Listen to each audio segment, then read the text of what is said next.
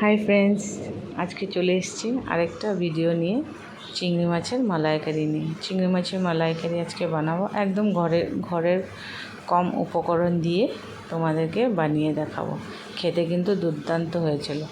তো প্রথমে আমরা কি করব, নুন হলুদ দিয়ে চিংড়ি মাছটাকে ভালো করে ফ্রাই করে নামিয়ে নেব।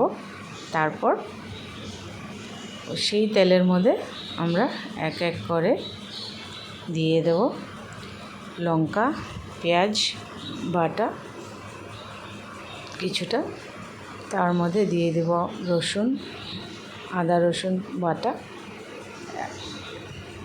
তারপরে আমরা কি করব, ভালো করে সেই মশলাটাকে আদা রসুন পেঁয়াজ বাটাটাকে ভালো করে তেলের মধ্যে কষিয়ে নেব। কষানো হয়ে গেলে পর আমরা ওটার মধ্যে দিয়ে দেব টমেটো পিউরি 2 টেবিল স্পুন দিয়ে মশলাগুলো দিয়ে দেব।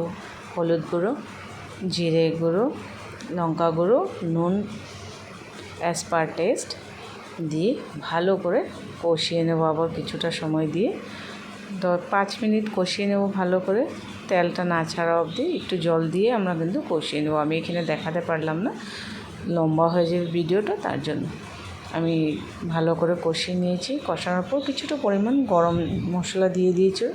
সেই কষানো মশলার মধ্যে এখন দিয়ে দেব মাছগুলো দিয়ে আবার একটু নেড়ে চেড়ে ভালো করে তার মধ্যে আমরা দিয়ে দেব, দেখতেই পাচ্ছ, তার মধ্যে আমরা এখন দিয়ে দেব নারকেলের দুধ, যেটা ছাড়া চিংড়ি মাছ মালাইকারি অসম্পূর্ণ। তো চিংড়ি মাছের দুধটা যখন দিবে হাই ফ্লেমে দিবে না, ফ্লেমটাকে একটু লো করে কোকোনাট মিল্কটাকে তোমরা দিয়ে আস্তে আস্তে ভালো করে নাড়াচাড়া করে হয়ে গেছে। তারপরে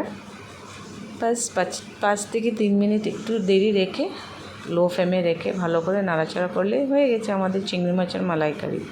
তো ফ্রেন্ড, যারা আমার চ্যানেলটাকে এখনও সাবস্ক্রাইব করো না, প্লিজ বলবো যে সাবস্ক্রাইব করে দাও।